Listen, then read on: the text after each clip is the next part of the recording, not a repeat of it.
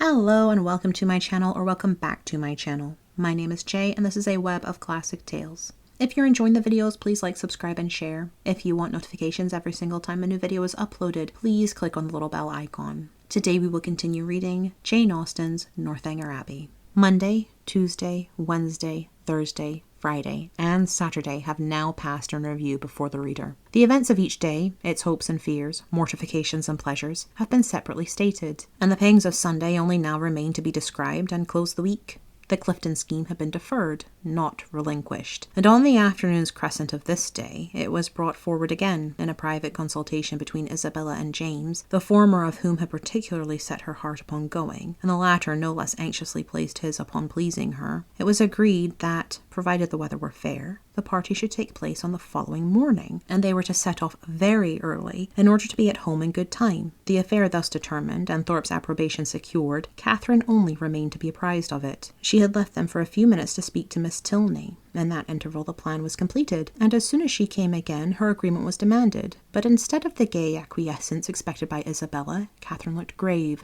was very sorry, but could not go. The engagement, which ought to have kept her from joining in the former attempt, would make it impossible for her to accompany them now. She had that moment settled with Miss Tilney to take their proposed walk tomorrow. It was quite determined, and she would not, upon any account, retract. But that she must and should retract was instantly the eager cry of both the Thorpes. They must go to Clifton tomorrow. They would not go without her. It would be nothing to put off a mere walk for one day longer, and they would not hear of a refusal. Catherine was distressed, but not subdued. "Do not urge me, Isabella. I am engaged to Miss Tilney. I cannot go." This availed nothing. The same arguments assailed her again. She must go, she should go, and they would not hear of a refusal. It would be so easy to tell Miss Tilney that you had just been reminded of a prior engagement, and must only beg to put off the walk till Tuesday.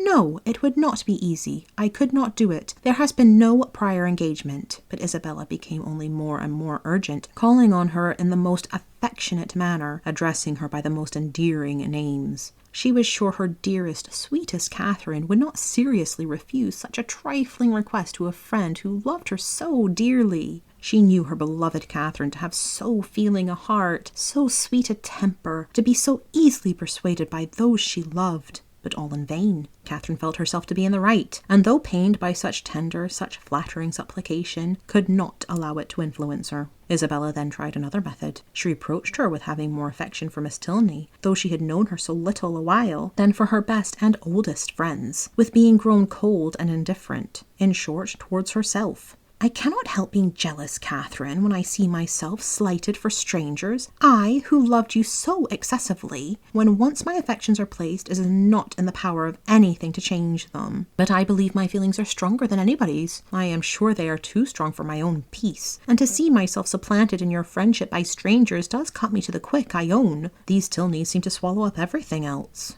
Catherine thought this reproach equally strange and unkind. Was it the part of a friend thus to expose her feelings to the notice of others? Isabella appeared to her ungenerous and selfish, regardless of everything but her own gratification. These painful ideas crossed her mind, though she said nothing. Isabella, in the meanwhile, had applied her handkerchief to her eyes, and Morland, miserable at such a sight, could not help saying, "Nay, Catherine, I think you cannot stand out any longer now. The sacrifice is not much, and to oblige such a friend, I shall think you quite unkind if you still refuse." This was the first time of her brother's openly siding against her, and anxious to avoid his displeasure, she proposed a compromise. If they would only put off their scheme till Tuesday, which they might easily do, as it depended only on themselves, she could go with them, and everybody might then be satisfied. But "No, no, no," was the immediate answer. That could not be, for Thorpe did not know that he might not go to town on Tuesday. Catherine was sorry, but could do no more, and a short silence ensued, which was broken by Isabella, who in a voice of cold resentment said, "Very well, then there is an end of the party. If Catherine does not go, I cannot. I cannot be the only woman. I would not, upon any account in the world, do so improper a thing." "Catherine, you must go," said James. "But why cannot Mr. Thorpe drive one of his other sisters? I dare say either of them would like to go." "Thank ye," cried Thorpe, "but I did not come to Bath to drive my sisters about, and look like a fool. No, if you do not go, I will not. I only go for the sake of driving you. That is a compliment which gives me no pleasure." But her words were lost on Thorpe, who had turned abruptly away. The three others still continued together, walking in a most uncomfortable manner to poor Catherine,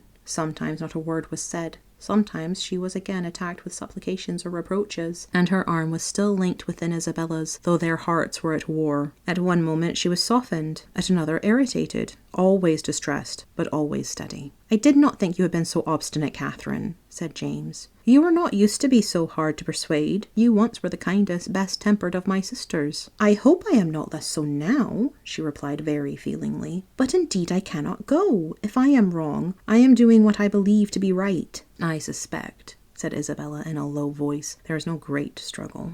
Catherine's heart swelled. She drew away her arm, and Isabella made no opposition. Thus passed a long 10 minutes, till they were again joined by Thorpe, who, coming to them with a gayer look, said, "Well, I have settled the matter, and now we may all go tomorrow with a safe conscience. I have been to Miss Tilney and made your excuses."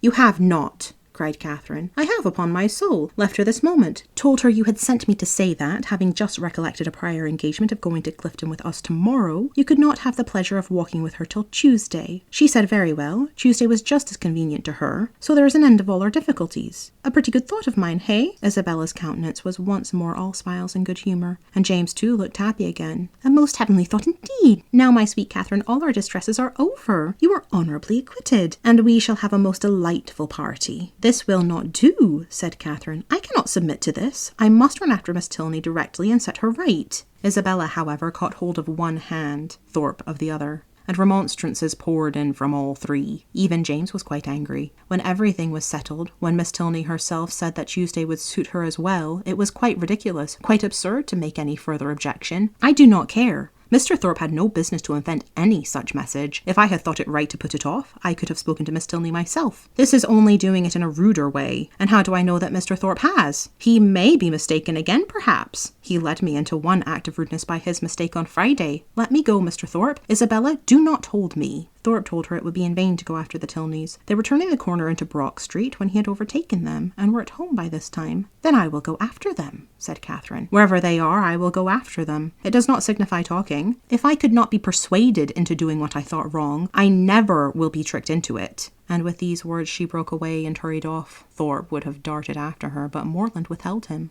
Let her go if she will go. She's as obstinate as—" Thorpe never finished the simile, for it could hardly have been a proper one. Away walked Catherine in great agitation, as fast as the crowd would permit her, fearful of being pursued, yet determined to persevere. As she walked, she reflected on what had passed. It was painful to her to disappoint and displease them, particularly to displease her brother, but she could not repent her resistance. Setting her own inclination apart, to have failed a second time in her engagement to Miss Tilney, to have retracted a promise voluntarily made only 5 minutes before, and on a false pretense too, must have been wrong. She had not been withstanding them on selfish principles alone. She had not consulted merely her own gratification. That might have been ensured in some degree by the excursion itself, by seeing Blaise Castle. No, she had attended to what was due to others, and to her own character and their opinion. Her conviction of being right, however, was not enough to restore her composure. Till she had spoken to Miss Tilney, she could not be at ease, and, quickening her pace when she got clear of the crescent, she almost ran over the remaining ground till she gained the top of Milsom Street. So rapid had been her movements that, in spite of the Tilneys' advantage in the outset, they were but just turning into their lodgings as she came within view of them, and the servant still remaining at the open door, she used only the ceremony of saying that she must speak with Miss Tilney that moment, and hurrying by him proceeded upstairs.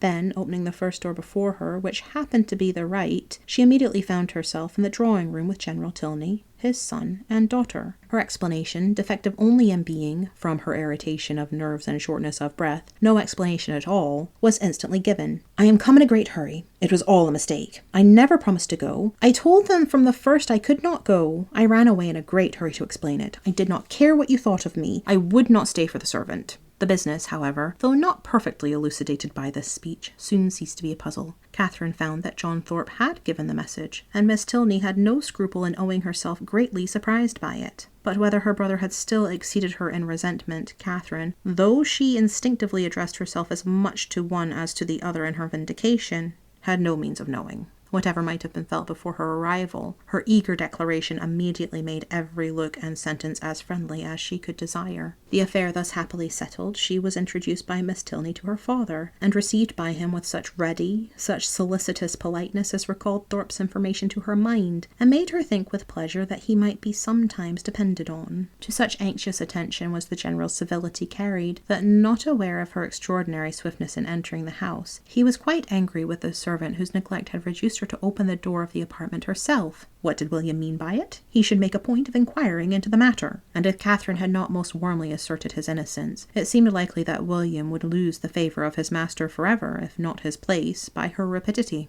After sitting with them a quarter of an hour, she rose to take leave, and was then most agreeably surprised by General Tilney's asking her if she would do his daughter the honour of dining and spending the rest of the day with her. Miss Tilney added her own wishes. Catherine was greatly obliged, but it was quite out of her power. Mr. and Mrs. Allen would expect her back every moment. The General declared he could say no more. The claims of Mr. and Mrs. Allen were not to be superseded, but on some other day, he trusted, when longer notice could be given, they would not refuse to spare her to her friend. Oh no! Catherine was sure they would not have the least objection, and she could have great pleasure in coming. The General attended her himself to the street door, saying everything gallant as they went downstairs, admiring the elasticity of her walk, which corresponded exactly with the spirit of her dancing, and making her one of the most graceful bows she had ever beheld when they parted. Catherine, delighted by all that had passed, proceeded gaily to Pulteney Street, walking, as she concluded, with great elasticity, though she had never thought of it before. She reached home without seeing anything more of the offended party, and now that she had been triumphant throughout, had carried her point, and was secure of her walk, she began, as the flutter of her spirits subsided, to doubt whether she had been perfectly right. A sacrifice was always noble, and if she had given way to their entreaties, she should have been spared the distressing idea of a friend displeased, a brother angry, and a scheme of great happiness to both destroyed, perhaps through her means. To ease her mind, and ascertain by the opinion of an unprejudiced person what her own conduct had really been, she took occasion to mention before Mr. Allen the half-settled scheme of her brother and the Thorpes for the following day. Mr. Allen caught at it directly. "Well," said he, "and do you think of going too?" "No, I had just engaged myself to walk with Miss Tilney before they told me of it, and therefore you know I could not go with them, could I?" "No, certainly not, and I'm glad you do not think of it. These schemes are not at all the thing. Young men and women driving about the country in open carriages, now and then it is very well, but going to inns and public places together, it is not right, and I wonder Mrs. Thorpe should allow it. I am glad you do not think of going. I am sure Mrs. Morland would not be pleased. Mrs. Allen, are not you of my way of thinking? Do not you think these kind of projects objectionable?" "Yes, very much so indeed. Open carriages are nasty things. A clean gown is not 5 minutes wear in them. You are splashed getting in and getting out, and the wind takes your hair and your bonnet in every direction. I hate an open carriage myself." "I know you do, but that is not the question. Do not you think it has an odd appearance if young ladies are frequently driven about in them by young men to whom they are not even related?" "Yes, my dear, a very odd appearance indeed. I cannot bear to see it." "Dear madame," cried Catherine, "then why did not you tell me so before? I am sure if I had known it to be improper, I would not have gone with Mr. Thorpe at all. But I always hoped you would tell me if you thought I was doing wrong. And so I should, my dear, you may depend on it. For as I told Mrs. Morland at parting, I would always do the best for you in my power. But one must not be over-particular. Young people will be young people, as your good mother says herself. You know I wanted you, when we first came, not to buy that sprigged muslin. But you would. Young people do not like to be always thwarted. But this was something of real consequence, and I do not think you would have found me hard to persuade. As far as it has gone hitherto, there is no harm done," said Mr. Allen, "and I would only advise you, my dear, not to go out with Mr. Thorpe any more." "That is just what I was going to say," added his wife. Catherine, relieved for herself, felt uneasy for Isabella, and after a moment's thought, asked Mr. Allen whether it would not be both proper and kind in her to write to Miss Thorpe, and explain the indecorum of which she must be as insensible as herself, for she considered that Isabella might otherwise perhaps be going to Clifton the next day, in spite of what had passed. Mr. Allen, however, discouraged her from doing any such thing. "You had better leave her alone, my dear. She is old enough to know what she is about, and if not, has a mother to advise her. Mrs. Thorpe is too indulgent beyond a doubt, but, however, you had better not interfere. She and your brother choose to go, and you will be only getting ill will, Catherine submitted, and though sorry to think that Isabella should be doing wrong, felt greatly relieved by Mr. Allen's approbation of her own conduct, and truly rejoiced to be preserved by his advice from the danger of falling into such an error herself. Her escape from being one of the party to Clifton was now an escape indeed, for what would the Tilneys have thought of her if she had broken her promise to them in order to do what was wrong in itself, if she had been guilty of one breach of propriety, only to enable her to be guilty of another? Thank you for listening. This has been Jane Austen's Northanger Abbey, Chapter 13. I've been Jay. This has been a web of classic tales. Please like, subscribe, and share. Click the bell icon for notifications. I hope you're having a fantastic day. Have a nice life, and I'll see you next time.